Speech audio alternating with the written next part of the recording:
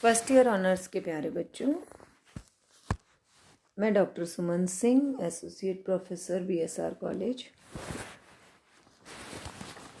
आज हम फिर से चर्चा करेंगे मानव भूगोल की, मानव और पर्यावरण के अंतर्गत चल रही नियतिवाद, संभववाद और नवनिश्चयवाद। दो विचारधाराओं की बात हमने पिछले वीडियो में की है। पहले मैंने नियतिवाद और उसकी आलोचनाओं के बारे में आपको बताया था,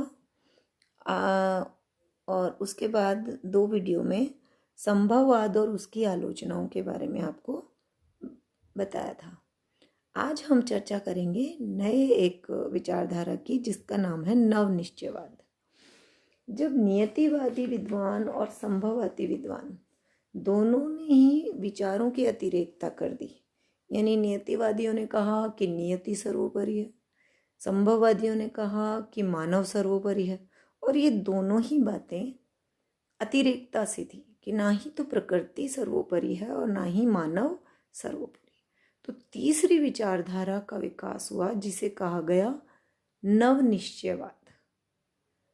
अब नवनिश्चयवाद में जैसे निश्चयवादियों एवं संभववादियों के दो अलग अलग छोर बन गए, और इन दोनों छोरों के बीच एक मध्यम मार्ग निकालने की आवश्यकता बहुत ज़्यादा महसूस होने लगी। तो प्रोफेसर जो उस समय के विद्वान थे, वो उसमें ग्रिफिथ टेलर, कार्ल सावर, रोजर मिन्सुल, इन लोगों ने वास्तविकता को स्वीकार किया और इन्होंने कहा कि ना तो प्रकृति को निरंकुश माना जा सकता है, यानी प्रकृति ने बहुत सारी बाधाएं दी है, लेकिन मनुष्य ने बहुत सारी जगह उन बाधाओं को पार कर अपने विकास के कार्य किए हैं। और ना ही मानव को सर्वस्त्र सक्षम होने की बात मानी जाए, क्योंकि बहुत सारे स्थान आज भी ऐसे हैं जहां मानव प्रकृति से ऊपर उठकर या प्रकृति पे नियंत्रण करके वहाँ विकास कर सके। आज भी नहीं ऐसा। मैंने पिछले वीडियो में आपको एग्जाम्पल भी दिया था कि जो बर्फीले इलाके हैं, वो चाहे ग्रीनलैंड हो, आपका साइबेरिया हो, यहाँ आज भी आप देखिए कि मानव इतनी तकनीकी विकास कर चुका है, लेकिन फिर भी अभी इन क्षेत्रों में मानव का जाना और वहाँ जाकर विकास कार्य करना आज भी संभव प्रतीत नहीं होता है। फिर आप 0 डिग्री अक्षांशों में देखेंगे कांगो बेसिन, अमेजन बेसिन, जिनमें आज भी मनुष्य ने बहुत ज़्यादा वृक्षों का उपयोग नहीं किया है। वहाँ सदाबहार वृक्ष हैं, और चूँकि वह दलदली क्षेत्र है तो वहाँ पर आज भी मनुष्य का जाना कठिन है। नीचे इतने जहरीले जानवर उन दलदल में रहते हैं कि मनुष्य यदि जाना भी चाहें तो उनकी मृत्यु संभव ही होती है। तो ऐसे स्थान जहाँ पर प्रकृति बहुत ज़्यादा कठोर है या प्रकृति के द्वारा बहुत कठोरता दी गई है, वहाँ पर आज भी इतनी तकनीकी विकास के उपरांत भी मनुष्य उन क्षेत्रों में अपने विजय का झंडा नहीं फहरा सका, यानी आज भी मनुष्य वहाँ जाकर विकास कार्य करने में असमर्थ है। तो ग्रिफिथ टेलर, कार्ल सावर और रोजर मिन्सुल महोदय ने लगभग यही कहा कि ना ही तो प्रकृति निरंकुश है और ना ही मानव सर्व सक्षम है। 1920 में ग्रिफिथ टेलर ने अपने ग्रंथ ऑस्ट्रेलिया और 1951 में प्रकाशित 20वीं सदी में भूगोल, इन ग्रंथों में मानव की सृजन शक्ति को भी स्वीकार किया और प्राकृतिक प्रभाव से मानव को मुक्त नहीं माना। यानी इन्होंने ये भी कहा कि मानव की जो बौद्धिक क्षमता है, जिसके तहत वो आज विश्व में ऐसे ऐसे स्थानों पर विकास कर चुका है जहाँ की कल्पना भी प्राचीन मानव ने नहीं की होगी। बहुत सारे स्थानों पर बहुत द्रुत गति वाले यातायात के साधन बन गए हैं। जैसे कि आप देख रहे हैं मेट्रो, जो कि इतनी इलेक्ट्रिक पावर से इतनी स्पीड से चलती है कि बहुत दूरी को बहुत कम समय में पूरा कर लेती है, जैसा कि पहले पुरानी ट्रेनें नहीं कर पाती थी।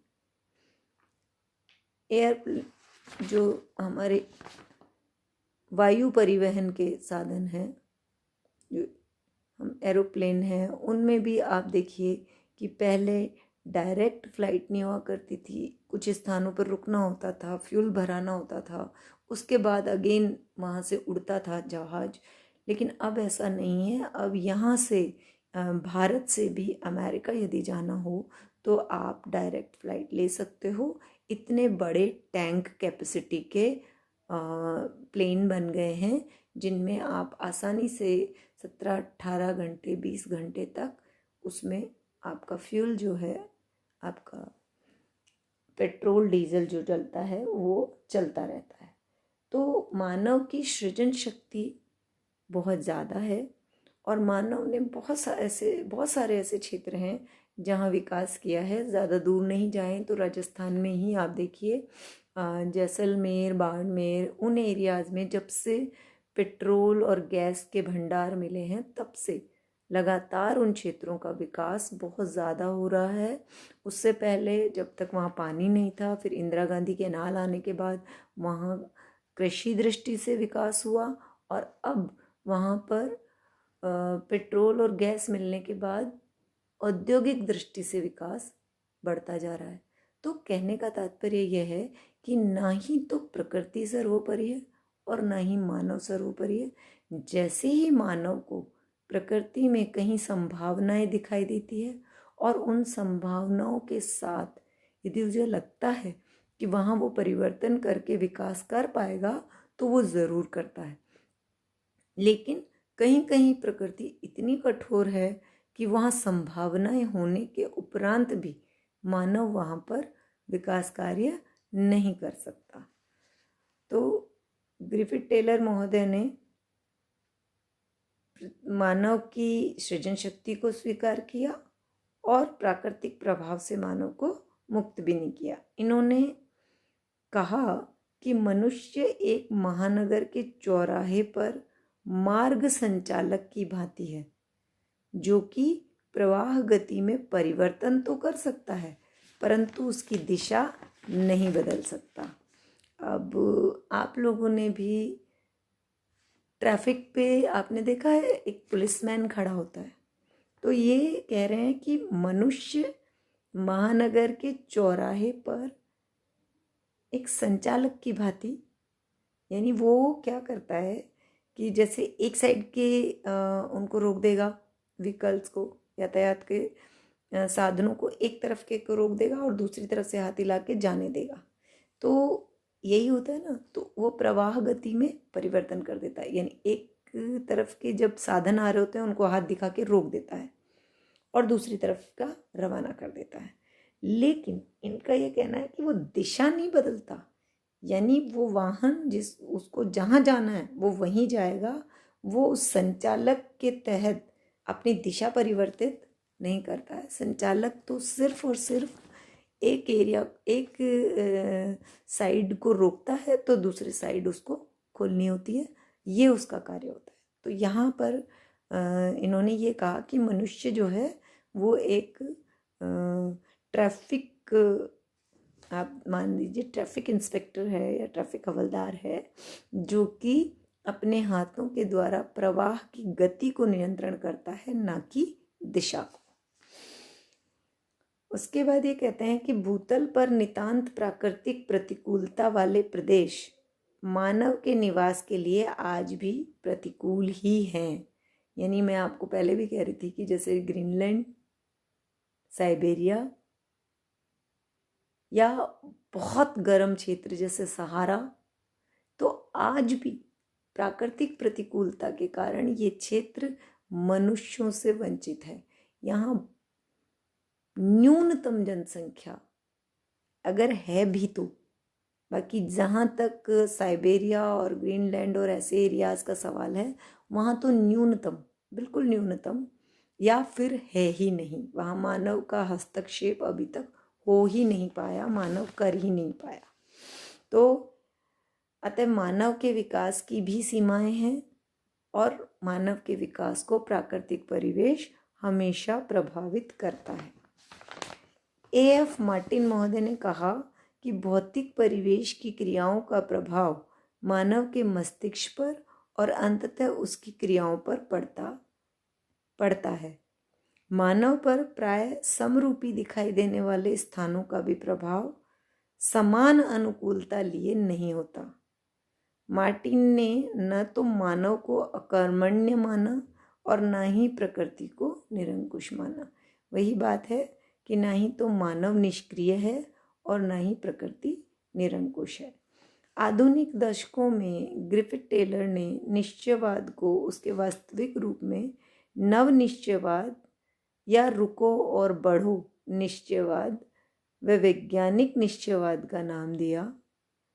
मानव अपनी बौद्धिक एवं आनुभविक ज्ञान और साधनों के सार्थक उपयोग तथा भूतल विकास, विकसित व अनुकूल सांस्कृतिक दृश्य भूमि का निर्माण करता है।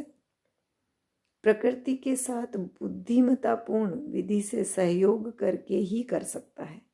यानी मानव अपनी बौद्धिक और अपने अनुभव दोनों ज्ञान और साधनों जो उसके पास उपलब्ध हैं उनका उपयोग करके भूमि पर विकास, विकसित और अनुकूल सांस्कृतिक दृश्य भूमि का निर्माण कब कर सकता है?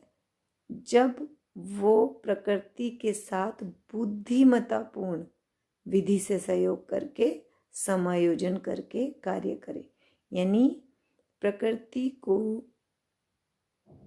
नष्ट करने के स्थान पर प्रकृति के साथ समायोजन करके यदि वो कार्य करता है मनुष्य, तो प्रकृति भी उसको मौका देती है कि वो विकास कार्य वहाँ पर कर सके।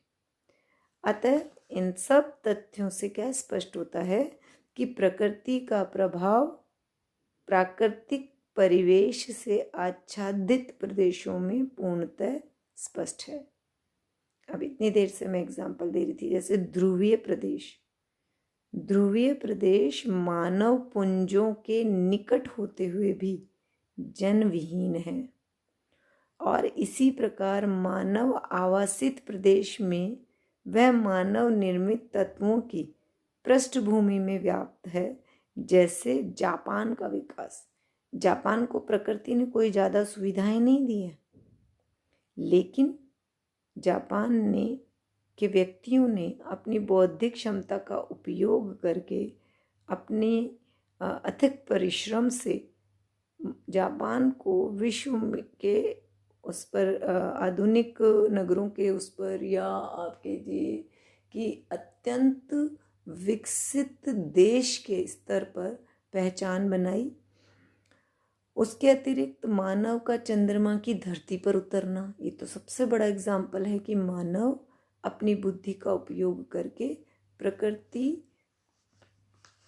के साथ समायोजन करके अपने विकास कार्य कर सकता है।